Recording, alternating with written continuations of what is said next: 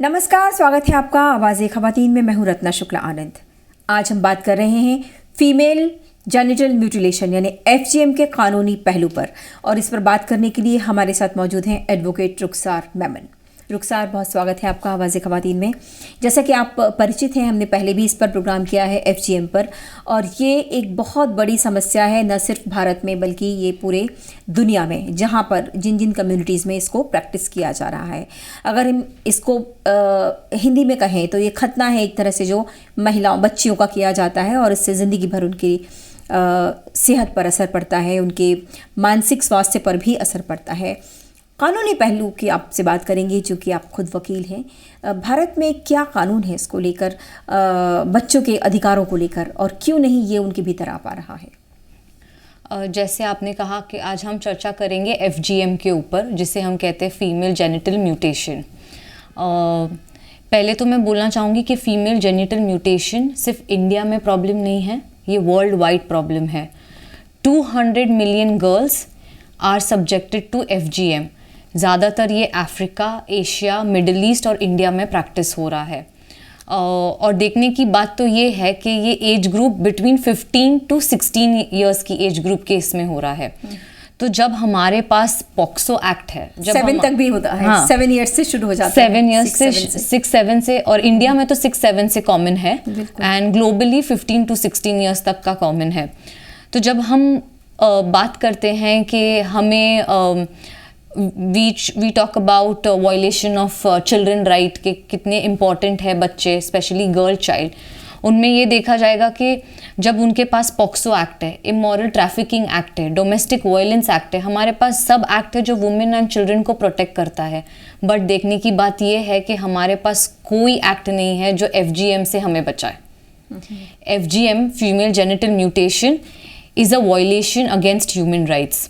इसमें क्या होता है कि फीमेल के जेनिटल पार्ट्स को पार्शियली और कंप्लीटली रिमूव कर दिया जाता है। कुछ कंट्रीज़ में उसको स्टिच किया जाता है। इसे कहते हैं कि एक माइंडसेट है कि ये रिलीजियस व्यू से होता है, या फियर ऑफ कम्युनिटी से हो सकता है कि अगर इन्होंने ये कर दिया तो हम क्यों ना करें, अगर हम नहीं करेंगे तो हमें कम्युनिटी से बाहर निकाल दिया जाएगा। सो ये कम्युनिटी प्रेशर के वजह से भी होता है। और एक सेंटेंस ये भी यूज़ किया जाता है कि ये लड़कियों में होता है, it is female genital mutation, उनको मैरिज के लिए प्रिपेयर किया जा रहा है। मतलब वो ज़्यादा पायस है। हाँ, वो ज़्यादा पायस है। सो जब आप पायस की बात करते हैं तो आप अगेन जेंडर डिस्क्रिमिनेशन कर रहे हैं। आप आर्टिकल 15, आर्टिकल 14 का उल्लंघन कर रहे हैं। आप equal protection of law provide नहीं कर रहे हैं। आप equal protection before the court नहीं प्रोवाइड कर रहे हैं। आप आर्टिकल 21 का उल्लंघन कर रहे हैं। Right to life and privacy को आप उल्लंघन कर रहे हैं। आप इंटरनेशनल लॉस को उल्लंघन कर रहे हैं। और देखने की बात तो ये है कि ये आज भी प्रैक्टिस हो रहा है, आज के ज़माने में भी प्रैक्टिस हो रहा है। And there are types of female genital mutation. There are 4 types of female genital mutation. अगर आप इसको डिटेल्ड में पढ़ेंगे तो 1 टाइप इज़ जहाँ पे हम क्लिटोरिया को निकाल देते हैं, दूसरे में हम लाबिया के साथ इरिटेशन करते हैं, तीसरे में हम स्टिच करते हैं, 4th में हम प्रिकिंग करते हैं, स्क्रैचिंग करते हैं। All this is done forcefully on a girl child. उसका कंसेंट नहीं होता है। जैसे हम कहते हैं कि अगर 16 साल के नीचे या 16 साल की लड़की है, उसके साथ अगर ज़बरदस्ती हो रहा है, we term it as a rape. So FGM में लड़की की कंसेंट नहीं होती है। तो this is also I would say equivalent to rape, जहाँ पे लड़की को ज़बरदस्ती ये सब किया जाता है, फीमेल जेनिटल म्यूटेशन में पुश किया जाता है। नॉट ओनली दिस, बट ये हेल्थ पे भी बड़ा इशू आता है। जैसे यूरिनरी इन्फेक्शन हो सकता है, चाइल्ड बर्थ में प्रॉब्लम्स आती हैं, सिवियर फीवर हो जाता है, फीवर हमेशा रहता है इस मामले में। सो आप एक औरत को साइकोलॉजिकली, मेंटली एंड फिजिकली ऐसे पाथ पे डाल रहे हैं जो is not good for her in every sense.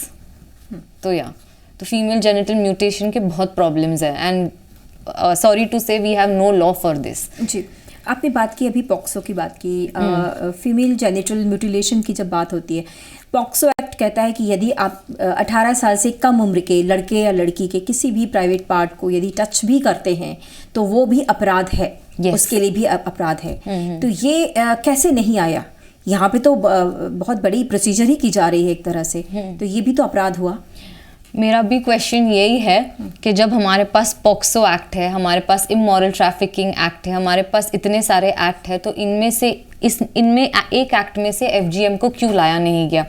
जैसे कि पॉक्सो एक्ट में there is penetrative sexual assault का पनिशमेंट है, सेक्सुअल असॉल्ट के बारे में बात किया है, सेक्सुअल हरासमेंट के बारे में बात किया गया है, पोर्नोग्राफी के बारे में बात किया है, दिखाने के लिए बात किया गया, दिखाने के लिए बात किया गया। इतने तक का पनिशमेंट है कि अगर आप बिना कंसेंट के उनका प्राइवेट पार्ट छूते भी हैं, वही मैं कह रही बिना परमिशन के प्राइवेट पार्ट छूते भी हैं, उसमें इंसर्शन भी नहीं है, कुछ भी नहीं है, तो भी आपको 20 साल की सजा है। बिल्कुल। तो ये FGM तो फिर बहुत बड़ा इशू है।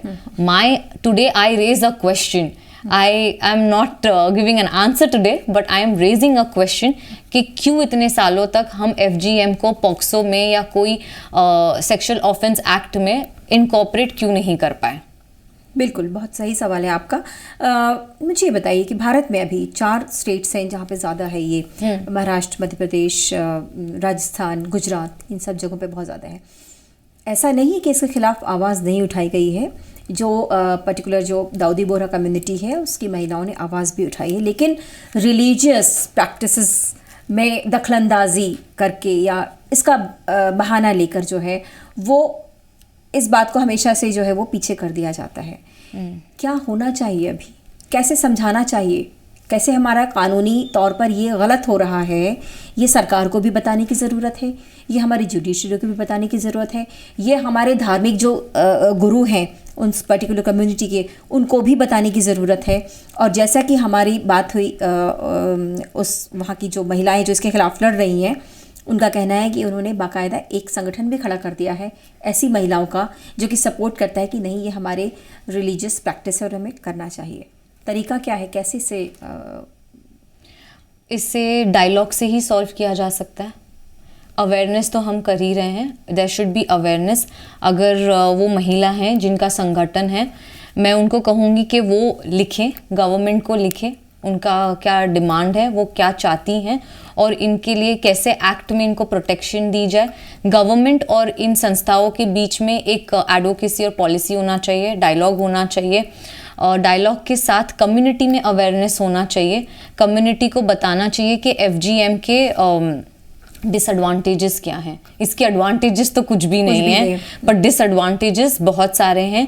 ये आप अपनी ही घर की बच्ची को आप जोखम में डाल रहे हैं। You are putting your own daughter in a situation where she is spoiling her entire life, just because death भी हो जाती है, बच्चों की डेथ भी हो जाती है, just because fear of community और रिलीजियस प्रैक्टिस के वजह से आप किसी की जान नहीं ले सकते, क्योंकि किसी की जान जाना या किसी की जान लेना गलत करने से इट्स क्राइम है।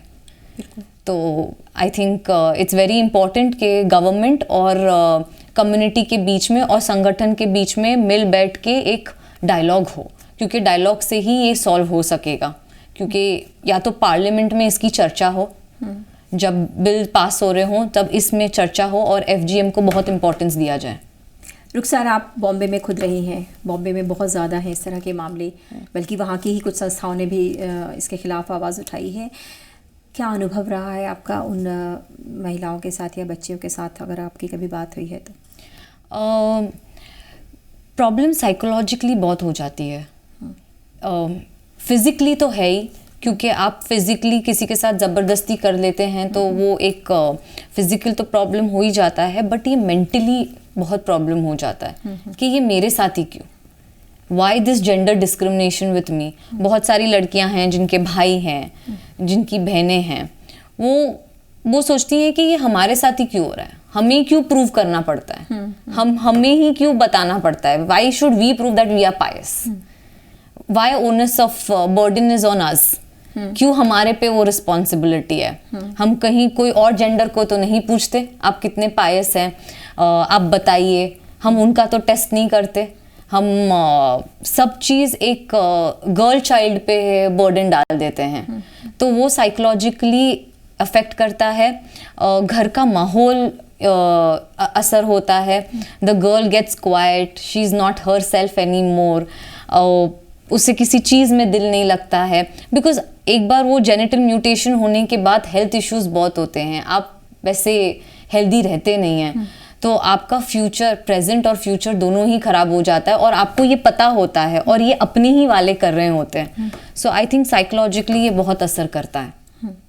सरकार को किस तरह से इस विषय को देखना चाहिए, क्योंकि ये बहुत ही गंभीर विषय है, इसमें सीधे सीधे किसी की जान को खतरा है, तो इस तरह की चीज़ें, मतलब ये तो बहुत पहले हो जाना चाहिए था। जैसे अभी प्रेजेंट गवर्नमेंट है, वो वुमेन एम्पावरमेंट को लेके बहुत चर्चा में हैं और बहुत बात कर रही हैं कि हम वुमेन एम्पावरमेंट को सपोर्ट करते हैं। जब वुमेन एम्पावरमेंट को सपोर्ट कर रहे हैं, आई थिंक उनको सब चीज़ साइडलाइन करके FGM को रोकना चाहिए, क्योंकि एज पर दी UNICEF report 2 million girls, 200 million girls और 2 million girls are at risk of FGM in another decade। ये recent report है यूनिसेफ की।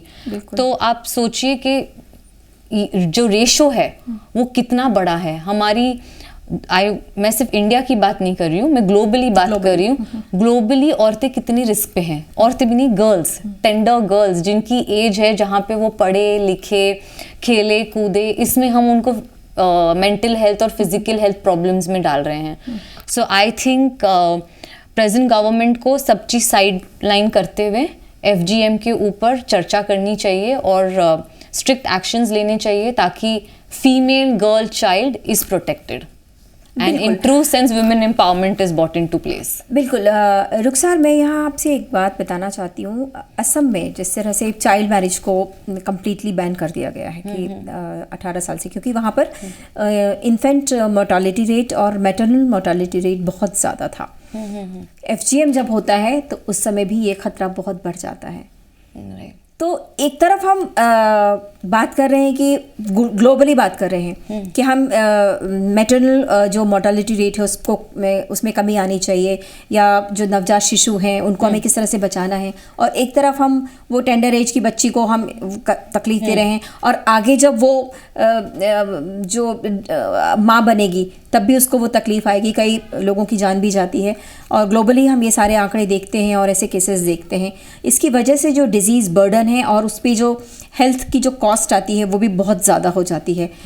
ये सारे मसले इतने गंभीर हैं जहाँ किसी की ज़िंदगी जुड़ी हुई है, ये तो बहुत बड़ा टेंशन चाहती है, लेकिन हमारे यहाँ फिर भी इसको इग्नोर कर दिया गया है, और पूरे वर्ल्ड ओवर में। तो अभी पूरी दुनिया की क्या स्थिति है और भारत में क्या होना चाहिए, जैसे आपने बताया, पर पूरी दुनिया में अभी कहाँ पर पीछे है, कैसे इससे निजात मिल सकती है? आई थिंक हमें एक इंटरनेशनल स्टैंडर्ड प्रोटोकॉल डेवलप करना चाहिए, जहाँ पे FGM को डिस्कस किया जाए वर्ल्ड वाइड। और जैसे कि पॉक्सो और इमोरल ट्रैफिकिंग एक्ट है, वो यूनिवर्सल डिक्लेरेशन के हिसाब से, यूनिसेफ के हिसाब से, उन लाइंस के हिसाब से लॉ बनाया गया है। तो वैसे ही FGM के लिए एक ग्लोबल टॉक होना चाहिए among the leaders, so that एक इंटरनेशनल प्रोटोकॉल आ सके, स्टैंडर्ड प्रोटोकॉल आ सके, जिसके हिसाब से every country makes a law align for the protection of girls. आपको लगता है कि अगर इसके खिलाफ कोई कानून आता है तो कम्युनिटी के भीतर से जो एक तरह की जो आलोचना होगी या विरोध होगा, उसको कैसे देखा जाएगा? क्योंकि इसमें एक और दिक्कत ये है कि जो महिलाएं, बुजुर्ग महिलाएं हैं, वही फोर्स करती हैं बच्चियों को, तो ये भी एक बहुत बड़ी विडंबना है। ट्रिपल तलाक एक्ट आया था 2019, जिसमें आई थिंक विमेन को ज़्यादा राइट्स दिए गए हैं अब। तो आई थिंक उसी लाइन पे सोच के FGM में कम्युनिटी अनबायस्ड होके वैसा ही कुछ लॉ लाना चाहिए। बिल्कुल। I am just giving an example of triple तलाक एक्ट 2019, जहाँ पे हम कम्युनिटी बायस नहीं हुए थे। हमने कहा था कि ये औरत के साथ गलत हो रहा है, उनको ओवरनाइट निकाल दिया जाता है, this is an infringement of her rights, it should come under domestic violence, cruelty के अंदर आना चाहिए। तो हमने ट्रिपल तलाक एक्ट 2019, जो Muslim women protection and marriage act आया 2019, वैसे ही हमें कम्युनिटी, रिलीजियस को सबको असाइड करके FGM के ऊपर भी एक लॉ लाना चाहिए। किस तरह का लॉ होना चाहिए, या वो प्रेजेंट किसी लॉ के भीतर आ सकता है, या इसके ऊपर अलग से ही लाने की ज़रूरत है? और इसमें एक सवाल और आता है कि चूँकि भारत में वो नंबर बहुत कम है, लेकिन क्या नंबर कम होने से क्या ये समस्या कम हो जाती है? समस्या तो बराबर है। समस्या बराबर है, क्योंकि जैसे हम कहते हैं कि जेंडर पास ऑन होता है। आज अगर एक फीमेल के साथ हो रहा है तो कल वही फीमेल आगे वाला फिर आगे आगे आगे। So this is a generational curse. तो इसको कहीं ना कहीं ये पैटर्न को हमें ब्रेक करना होगा, क्योंकि ये पैटर्न स्टॉप होने वाला है नहीं। इसका रेशो भले ही अभी कम होगा, बट फ्यूचर में इसका रेशो बढ़ता जाएगा। जैसे WHO का रिपोर्ट है, यूनिसेफ का रिपोर्ट है कि बहुत सारी लड़कियां इन अ डेकेड टाइम पे रिस्क पे हैं। तो मैं तो यही कहूँगी कि स्ट्रॉन्ग लॉज हो, और अगर हम इसे अभी इनकॉर्पोरेट नहीं कर सकते पॉक्सो एक्ट में, क्योंकि एक अमेंडमेंट करने का बहुत लंबा प्रोसीजर होता है, इसके लिए एक्ट लाया जाए, या तो एटलीस्ट इतना किया जाए कि पुलिस कंप्लेंट्स लेना चालू कर दे। एटलीस्ट कोई चैनल खोला जाए जहाँ पे अगर लड़की इसके खिलाफ आवाज़ उठाती है तो उसका कंप्लेन लिया जाए। कि हमारे पास इंटरनेशनल स्टैंडर्ड प्रोटोकॉल नहीं है FGM के ऊपर।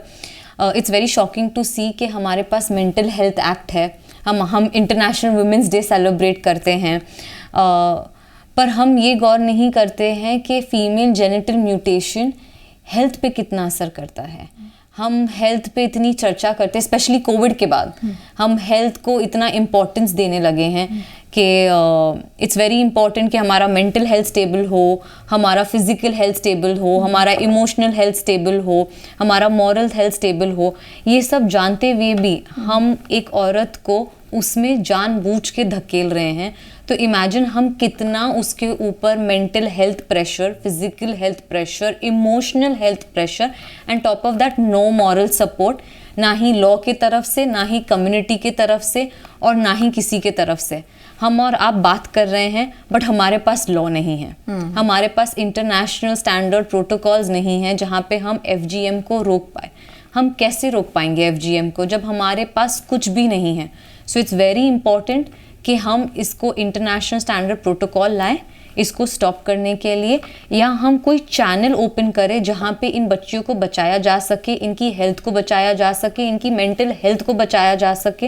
एंड इन ट्रू सेंस हम इंटरनेशनल वुमेंस डे जब सेलिब्रेट करें, वी आर हैप्पी टू सी कि FGM नहीं हो, फीमेल जेनिटल म्यूटेशन, तब जाके आई थिंक ट्रू सेंस में हम इंटरनेशनल वुमेंस डे सेलिब्रेट कर पाएंगे। मैं आपसे एक जवाब ये भी चाहती हूँ रुखसार कि आज जब एक मॉडर्न एज में हम रह रहे हैं, जहाँ हम हेल्थ को इतनी इंपॉर्टेंस देते हैं, मेंटल हेल्थ को इतनी इंपॉर्टेंस देते हैं, ऐसे में इस तरह की चीज़ें बहुत ही बार्बरिक हैं और ये बिल्कुल नहीं होना चाहिए, चाहे इसको रिलीजियस उसका हो चाहे कुछ भी हो। वैसे भी इसका रिलीजियस कुछ है नहीं, एक तरह की ये परंपरा बनी हुई है।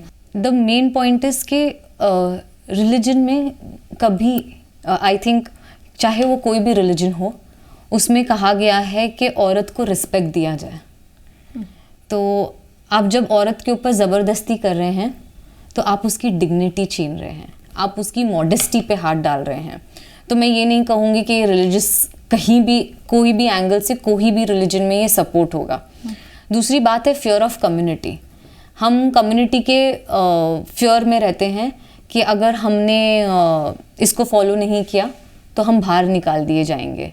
बट हमें ये भी देखना चाहिए कि ऐसी कौन सी कम्युनिटी है जो हम पे औरत के ऊपर अत्याचार करने को इनकरेज करती है। आई थिंक ऐसी कोई भी कम्युनिटी नहीं है जो औरत के ऊपर अत्याचार करने के लिए इनकरेज करती होगी। सो आई डेफिनेटली फील कि इसका रिलीजियस एंगल कुछ भी नहीं है, एंड इट्स इम्पॉर्टेंट कि हम रिलीजियस टेक्स्ट को अच्छे से पढ़ें और अच्छे से जानें, क्योंकि हर रिलीजन कहता है कि औरत की रिस्पेक्ट सबसे बड़ी चीज़ है। जी बिल्कुल। तो रुखसार ने जिस तरह से कहा कि बहुत ज़रूरी है कि इस विषय पर चर्चा की जाए, इस विषय पर कम्युनिटी से बात की जाए और सरकार इसे बिल्कुल खुले दिल से देखे और इस पर एक कड़ा कानून लेकर आए, ताकि जो बच्चियां अपने अधिकारों से वंचित हैं वो जब भारत में महिला सशक्तिकरण की बात हो रही है तो उस दौर में यदि बच्चियों के साथ इस तरह का अत्याचार हो रहा है तो ये बहुत ज़रूरी हो जाता है कि हम सब मिलकर इसके खिलाफ आवाज़ उठाएं और उन्हें न्याय दिलाएं।